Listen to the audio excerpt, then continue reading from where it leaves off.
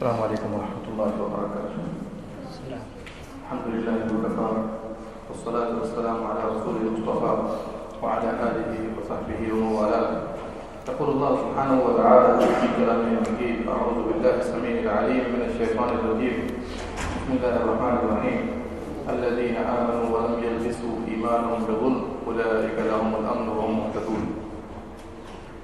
میرے بھائیو، دوستو اور ساتھیو، دین اسلام تین چیزوں کے مجموعہ کا نام ہے. ایک تو عقائد ہیں، دوسرے عبادات ہیں، اور تیسرے معاملات و اخلاق.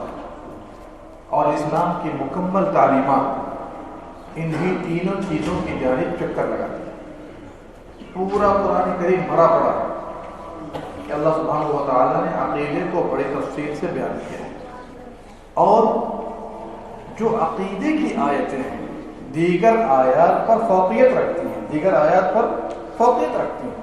ایسی بنا پر آیت الکرسی ہے، دیکھ لیجئے، پورے قرآن میں سب سے عظیم الشان آیت ہے. سورہ اخلاص ہے جو عقیدے پر مشتمل ہے، قل هو اللہ احد اللہ الصمد لم یلد ولم یولد ولم یکن له کفوا احد. اس میں نہ نماز کا تذکرہ ہے، نہ روزہ ہے، نہ حج ہے، نہ زکوٰۃ ہے، کچھ بھی نہیں ہے. لیکن اس کے باوجود 1/3 قرآن کا ثواب دلوا دیا. کتنا؟ 1/3 قرآن. اور اس طریقے سے سورہ فاتحہ میں اللہ سبحانہ و تعالیٰ روزانہ 17 مرتبہ ہمیں اعراف کو ریپیٹ کرنے کا حکم دیتا ہے. پڑھو فاتحہ کے بغیر نماز نہیں ہے. اس میں کس چیز کا بیان ہے؟ نہ تو کہیں پر نماز کا لفظ ہے، نہ روزے کا لفظ ہے، نہ حج کا ہے، نہ زکوٰۃ کا ہے. یہ مکمل سورہ فاتحہ پوری دنیا کے نیٹ ورک کو برقرار رکھنے کے لیے ضروری ہے. بڑا اہم رول اس صورت کا. اگر لوگ اس صورت کو سمجھ لیں ان کی ہدایت کے لیے کافی ہے. افسوس کی بات کیا ہے؟ افسوس کی بات یہ ہے کہ ہم کسی طرح پڑھ لیتے ہیں، سمجھنا اور عمل کرنا یہ تو بہت دور کی بات ہے. اور یہی وجہ ہے کہ یاد رکھ لیجئے، پیارے حبیب صلی اللہ علیہ وسلم نے 13 سال مکے میں اور مدینے میں اکثر اوقات کے اندر آپ نے کس چیز پر زور دیا ہے؟ عقیدے کے اوپر دیا ہے. آج ہمارے یہاں معیار کیا ہو گیا؟ ہم کس کو وزن بناتے ہیں؟ جو آدمی زیادہ سے زیادہ نماز پڑھ رہا ہے. بھائی نماز سب سے بڑی عبادت ہے، لیکن عقیدہ نہیں ہے. کیوں؟ اس لیے کہ نبی صلی اللہ علیہ وسلم نے 13 سال مکے میں جس چیز کی دعوت دی وہ نماز نہیں تھی، وہ روزہ نہیں تھا، وہ حج نہیں تھا، وہ زکوٰۃ نہیں تھی.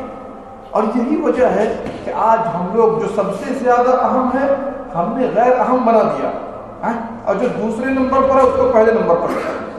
آپ نمازوں پر بہت گفتگو سنیں گے، روزے پر بہت گفتگو سنیں گے، قرآن کی تلاوت کرو، یاد کرو، اچھی بات ہے، سب کچھ ٹھیک ہے، لیکن عقیدے کی اصلاح ہمارے اندر آئی نہیں.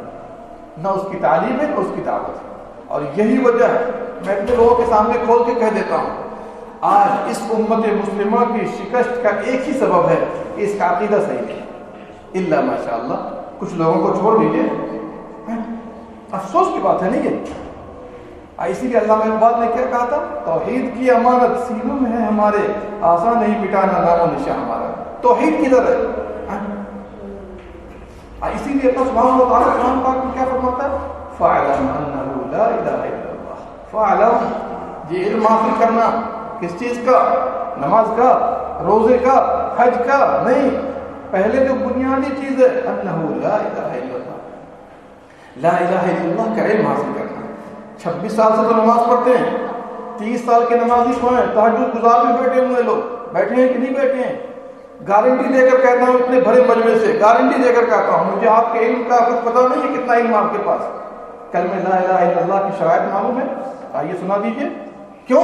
محنت نہیں کی ہم نے، کوئی بتانے والا نہیں ملا.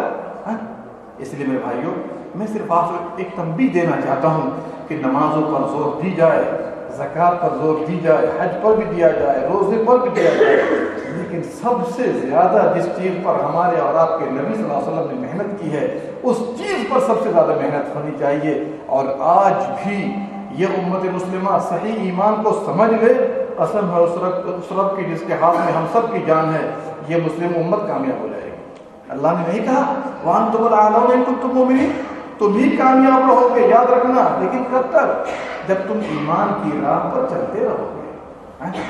آپ کو پتہ ہے، کبھی آپ نے سنا، کبھی سیکھا کہ لا الہ الا اللہ کن چیزوں کا تقاضا کرتا ہے؟ اللہ پر ایمان لانے کے لیے کتنی باتیں ضروری ہیں، اس کی تفصیل کا بھی موقع نہیں ہمارے پاس. ہم آپ کو احساس دلانا چاہتے ہیں. آئیے ایک چھوٹا سا سوال لیتا ہوں. عقیدے کے بعد سے 80% سے زیادہ مسلمان اس میں بدعقیدگی کی شکار ہے. 80% سے زیادہ. اور آپ اپنا جائزہ لے لیجیے گا کہ اس کا کیا عقیدہ ہے. قرآن و سنت والا عقیدہ ہے یا ہمارا بناوٹی عقیدہ ہے. آئیے نبی صلی اللہ علیہ وسلم نے اس زمانے کی ایک بکری کی چرواہی باندی سے، جو بکری چرا رہی تھی، صحیح مسلم کی حدیث ہے، آپ صلی اللہ علیہ وسلم تشریف لے گئے. پوچھا اس باندی سے، این اللہ، اللہ کہاں ہے؟ کون پوچھ رہے ہیں؟ میں نہیں پوچھ رہا ہوں. کون پوچھ رہے ہیں؟ پیارے حبیب صلی اللہ علیہ وسلم سوال کر رہے ہیں، این اللہ، اللہ کہاں ہے؟ بکری کی چرواہی کے پاس ماشاءاللہ اس زمانے میں جو بکری چرا رہی ہے اتنا علم تھا جو آج ہمارے علماؤں کو علم نہیں ہے. سبحان اللہ. قربان جائیے وہ سرزمین جس نے توحید کو پھیلا دیا. کیا جواب دیتی ہے؟ بکری چرا رہی ہے. کیا جواب دیتی ہے؟ اللہ فی السماء. کیا کہا؟ اللہ فی السماء. کیا ترجمہ ہوگا؟ آپ بھی عربی ملک میں رہتے ہیں. اللہ آسمانوں پر ہے. اللہ کہاں ہے؟ آسمانوں پر ہے. سما کا مطلب آسمان، فی بمعنی اعلیٰ ہے، یہاں پر آسمانوں پر ہے. ایک سوال ہو گیا. دوسرا سوال دیکھیے. پوچھا میں کون ہوں؟ من انا، میں کون ہوں؟ وہ بکری کی چرواہی باندھی جاہل ان پڑھ کیا کہتی ہے؟ آپ اللہ کے رسول ہیں. کیا کہا؟ انت رسول اللہ، آپ اللہ کے رسول ہیں. آپ صلی اللہ علیہ وسلم نے دونوں جواب کو کریکٹ کیا. کیا کہا اس کے مالک سے؟ اعتقها فإنها مؤمنہ. اس کو آزاد کر دو، یہ مومنہ ہے. اس کو آزاد کر دو، یہ مومنہ ہے. دونوں جواب کو ویریفائی کر دیا، صحیح قرار دیا. کس نے؟ نبی صلی اللہ علیہ وسلم نے. اور مومنہ ہونے کی گواہی دے دی. مومنہ ہونے کی. اللہ اللہ. غور کیجئے، غور کیجئے ذرا سا اور اپنے سماج کا جائزہ لیجئے. نبی صلی اللہ علیہ وسلم نے 2 سوال کیا، دونوں سوال کا صحیح جواب ملا تو آپ نے کیا کہا؟ مومنہ ہے. اس کا مطلب یہ ہوا کہ دونوں سوال میں سے کوئی سوال کا جواب آپ کے ذہن میں صحیح نہیں، عقیدہ صحیح نہیں، تو آپ مومن نہیں ہیں. ہم مومن نہیں ہیں. بات کلیئر ہو رہی ہے؟ اس میں سے پہلا سوال کیا تھا؟ کیا تھا؟ کیا تھا؟ بولیے اللہ کہاں ہے؟ اگر یہی سوال میں آپ سے کرتا ہوں اللہ کہاں ہے، تو آپ کہیے گا ہر جگہ موجود. کہتے ہیں کہ نہیں لوگ؟ علماؤں سے پوچھیے کہ کہیں گے ہر جگہ موجود. اور یہ بکری کی چرواہی کیا کر رہی ہے؟ آسمانوں پر ہے. کہاں ہے؟ آسمانوں پر. اللہ اکبر. اب آئیے میں 2-3 دلائل دے دیتا ہوں مختصر انداز میں تاکہ آپ بھی دماغ میں بسا کے رکھیے گا اور آپ بھی آپ سے کہیے کہ اللہ کہاں ہے؟ آسمانوں پر ہے، عرش کے اوپر ہے. لیکن کس طرح ہے یہ ہمیں نہیں معلوم. بات سمجھ میں آ رہی ہے؟ قرآن پاک میں حافظ لوگ بیٹھے ہوئے سامنے میں، قرآن پاک میں 6 سے 7 مقام پر اللہ فرماتا ہے الرحمن علی العرش استوى ثم استوى علی العرش ثم استوى علی العرش ثم استوى علی العرش. اللہ آسمانوں عرش پر مستوی ہے، اللہ عرش پر قائم ہے، اللہ عرش پر مستوی ہے کہ نہیں؟ قرآن پاک میں 7 جگہ آیا ہے. کتنے جگہ؟ 7 جگہ. اللہ عرش پر ہے. عرش کہاں ہے؟ زمین پر ہے کہ آسمانوں پر ہے؟ آسمانوں پر ہے. دیکھیں میرا بیٹا چھوٹا سا جواب دے رہا ہے. کہاں ہے؟ آسمانوں پر ہے کہ نہیں؟ آسمانوں پر. تو خلاصہ کیا نکلا؟ اور یہی عقیدہ نبی صلی اللہ علیہ وسلم کا عقیدہ ہے، یہی عقیدہ صحابہ کرام کا ہے، یہی عقیدہ تابعین اعظام کا ہے، یہی عقیدہ ائمہ اربعہ کا بھی ہے. امام ابو حنیفہ، امام مالک، امام شافعی، امام احمد بن حنبل، سب کا عقیدہ رحم اللہ الجمیع. یہی عقیدہ جانوروں کا بھی ہے، یہی عقیدہ جانوروں دلائل کا وقت نہیں ابھی. اور یہی عقیدہ فطرت کا عقیدہ ہے، اکارڈنگ آف نیچر فطرت کا عقیدہ. دعا کرتے ہیں آسمانوں کی طرف ہاتھ اٹھا کر. اٹھاتے ہیں کہ نہیں اٹھاتے ہیں؟ پریشانی آتی ہے تو کیسے دیکھتے ہیں؟ ادھر دیکھیے. پریشانی آتی ہے نگاہ اٹھتی ہے کدھر؟ آسمان کی طرف. ادھر اٹھتی ہے. یہ سب عقیدہ شو کر رہا ہے کہ اللہ کہاں ہے؟ آسمانوں پر ہے، نیچے نہیں ہے، نیچے نہیں ہے. اور اسی لیے اذان کا پہلا جملہ آپ کیا کہتے ہیں؟ کیا کہتے ہیں مؤذن صاحب؟ کیا کہتے ہیں؟ اللہ اکبر، اللہ اکبر. اللہ سب سے بڑا ہے، آسمانوں سے بڑا ہے، زمینوں سے بڑا ہے، سورج سے بڑا ہے، چاند سے بڑا ہے. سب سے بڑی مخلوق عرش ہے. اس سے بڑی تو مخلوق نہیں ہے. عرش سے بھی اللہ سبحانہ و تعالیٰ بڑا ہے. اب آپ بتائیے جو سب سے بڑا ہے، جو سب سے بڑا ہے زمین پر آ سکتا ہے؟ اگر کہیں گے ہر جگہ ہے اس کا مطلب یہ ہے کہ زمین نے احاطہ کر لیا ہے زمین نے، جبکہ اللہ کا کوئی چیز احاطہ نہیں کر سکتی. آئیے ایک دلیل اور دے دیتا ہوں. تاکہ بات ہماری ختم ہو جائے. باقی معلومات اور تفاصیل انشاءاللہ دوسرے موقع پر بتاؤں گا. کتنی بڑی دلیل ہے کہ اللہ تعالیٰ آسمانوں پر ہے, کتنی بڑی دلیل ہے. نبی صلی اللہ علیہ وسلم کو معراج کرایا گیا. آپ اس کو مانتے ہیں کہ نہیں مانتے؟ نہیں مانتے. معراج کو مانتے ہیں کہ نہیں مانتے؟ سفر معراج کو.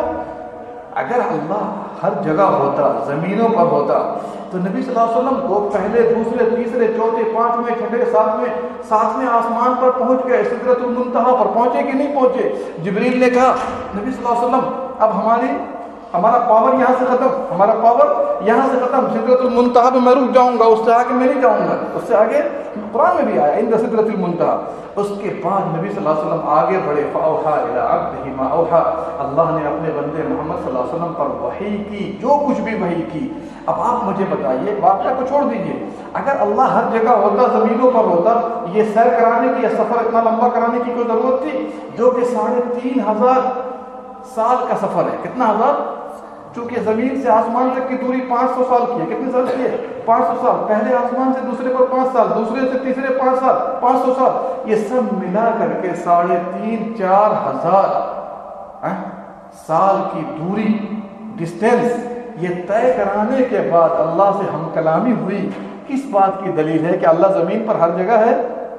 اگر ہر جگہ ہوتا تو اوپر جانے کی, لے جانے کی ضرورت ہی نہیں تھی.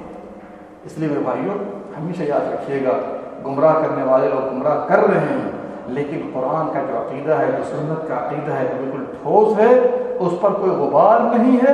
یہ الگ بات ہے کوئی غبار لگانا چاہے, اس کا کپڑا گندا ہوگا, لیکن قرآن و سنت کا عقیدہ نہایت صاف شفاف رہے گا. میں نے ایک مثال دی آپ کو, ایسی درجنوں مثالیں موجود ہیں کہ ہمارا اور آپ کا عقیدہ اس معاملے میں کیا ہونا چاہیے.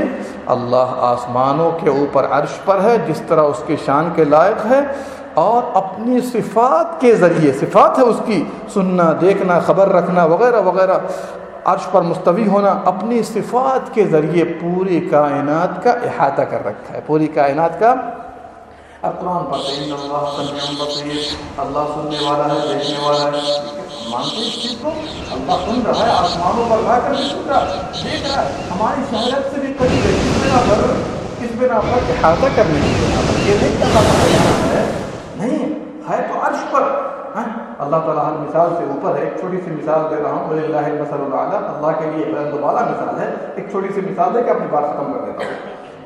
ایک کیمرہ مین ہے اوپر میں مسجد حرام کے اوپر, ایک مثال دے رہا ہوں, ہے نا, دیکھا ہے کہ نہیں دیکھا آپ نے؟ وہ وہاں سے دیکھ رہا ہے کہ آپ طواف کر رہے ہیں تو کیا کیا کر رہے ہیں. اسی میں کتنے لوگ پکڑے بھی جاتے ہیں, آپ نے دیکھا ہوگا, سنا ہوگا. کیمرہ مین سب سے اوپر ہے, لیکن نیچے کی ساری چیزوں کو دیکھ رہا ہے کہ نہیں دیکھ رہا ہے. کون آدمی کیا حرکت کر رہا ہے, صحیح طواف کر رہا ہے, کچھ دل میں کسی کو پکڑ رہا ہے, جیب مار, دیکھ رہا ہے کہ نہیں دیکھ رہا ہے. وہ کہاں؟ ہمارے ساتھ نہیں ہے, ہمارے ساتھ ہے نہیں ہے, وہ اوپر سے دیکھ رہا ہے, اوپر سے دیکھ رہا ہے. وَلِلَّهِ الْمَثَلُ الْأَعْلَىٰ, لَيْسَ كَمِثْلِهِ شَيْءٌ, اللہ کے مانند کچھ بھی نہیں ہے. تو ایک چھوٹی سی مثال میں نے آپ کو کیوں دی ہے کہ کیمرہ مین اوپر ہوتے ہوئے پورے مسجد حرام میں کیا کیا ہو رہا ہے وہ دیکھ رہا ہے. تو اللہ سبحانہ و تعالیٰ کے لیے کیا یہ سب مشکل ہے کہ آسمانوں پر رہتے ہوئے پوری مخلوقات کا احاطہ کر لے؟ یہ اللہ کے لیے کوئی مشکل ہے. لہٰذا یہ آدمی کو نہیں سوچنا چاہیے کہ اللہ سبحانہ و تعالیٰ ہر جگہ ہے. نہیں, اگر ہر جگہ ہو تو کیا گندی جگہوں پر بھی ہے؟ نعوذ باللہ من ذالک, ایسا نہیں. لہٰذا یہ عقیدہ ہمیشہ کے لیے دل و دماغ میں بیٹھا لیجئے, جو قرآن و سنت کا عقیدہ ہے کہ اللہ سبحانہ و تعالیٰ کہاں ہے. میں زیادہ تفصیل میں نہیں گیا ہوں, دلال میں نہیں گیا ہوں, بس میں نے آپ کو وہ دلیلیں سمجھائی جو آپ بھی جانتے ہیں, بس یہ ہے کہ اپلائی کرنا ہم نہیں جانتے. اللہ سبحانہ و تعالیٰ ہم تمام لوگوں کو صحیح عقیدے سے نوازے, دنیا و آخرت میں کامیابیوں سے ہمکنار کرے, اور ہمارے ایمان کو پختہ کر دے, امت مسلمہ کو کامیاب فرمائے. آمین یا رب العالمین. اللہم صلی علی نبینا محمد وعلی آلہ وصحبہ اجمعین.